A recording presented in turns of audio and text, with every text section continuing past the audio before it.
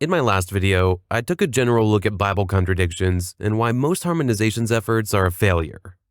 Today, we're going to take a deep dive into one of the most commonly brought up contradictions in the Bible, the story of how Judas died. So, how did Judas die? The Gospel of Matthew says that Judas felt remorse after betraying Jesus, so he went and hanged himself. However, the book of Acts says that Judas was in a field when he fell headlong and his body burst open. The traditional harmonization for this contradiction is to say that Matthew described what happened to Judas, while Acts described what happened to his corpse afterwards. Let's check it out. These two verses simply supplement each other. It's not an either-or scenario. Judas indeed hanged himself, and sometime later, his body fell head first, causing his midsection to burst open. While this sounds initially plausible, there are actually several big problems with this proposed harmonization. In this video, I will bring up 3 arguments against it.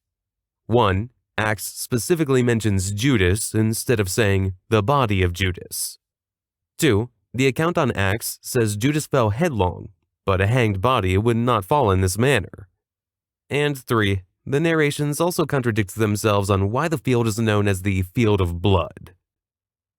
Argument number 1. Acts says Judas fell instead of Judas's corpse fell. Greek had a perfectly good word for corpse, which is nekros, and Acts doesn't use it to refer to Judas in this verse.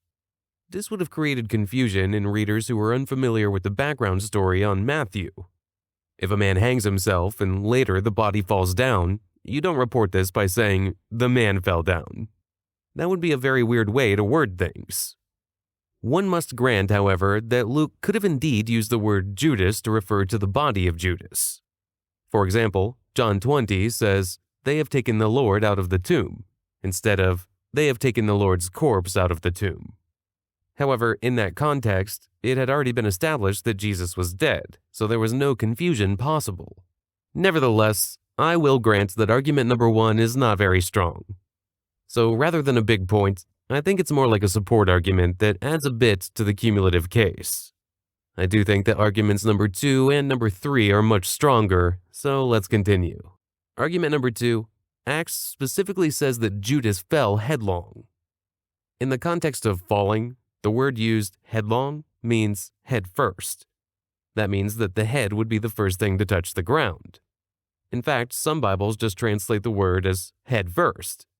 The problem is that a hanged body would not fall in this way. Let's watch Bible scholar Dan McClellan making this point. The head first, headlong thing, that's kind of significant, and it's hard to account for that. If somebody has hanged themselves and either is dead or is just close to death and the rope breaks, they just crumple to the ground. They don't fall head first or headlong. At this point, apologists sometimes say that maybe the body hit something like a branch on its way down, and that's why it ended up falling head first.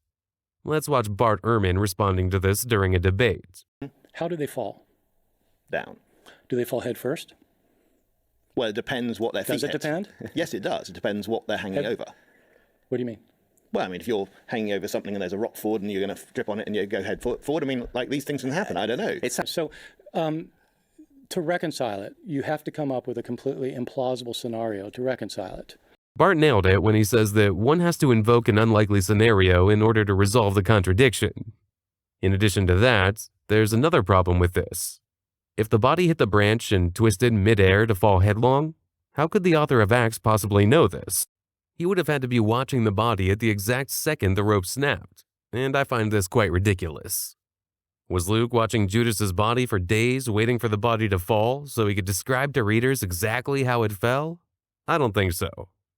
Another thing apologists say about this is that a normal body doesn't burst when it falls, so Acts must have been referring to a dead and half-rotten body. Here's Eric from Testify making that argument. Here's a clue. If a person falls while they're still alive, they usually don't burst open. But if Judas was already dead and fell from a height, that could definitely explain it. Actually, a body can burst if it falls from a place that's high enough, like from a cliff. So this is not a conclusive point. Argument number 3, the narrations differ on why the field is known as field of blood. The accounts on Matthew and Acts also contradict themselves on the issue of why the field is known as the field of blood. First, Matthew says the reason why the field is known this way is because it was bought with blood money. In contrast to this, Acts says that Judas fell and burst open, so blood was spilled all over the field, and this is why it ended up being known as the Field of Blood. So basically, we have an additional point where the accounts contradict each other, and traditional harmonization efforts usually have failed to deal with all of the conflicting elements. I think what is important here is to put all these things together and then look at the cumulative case.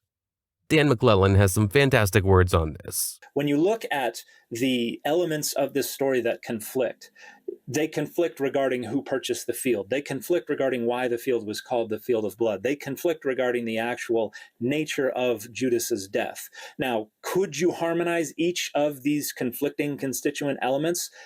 It's not impossible, but it's certainly not plausible, much less probable or certain. So basically, you're stacking an implausibility upon an implausibility upon an implausibility, and all of them have to be accurate. I think Dan summed it up perfectly.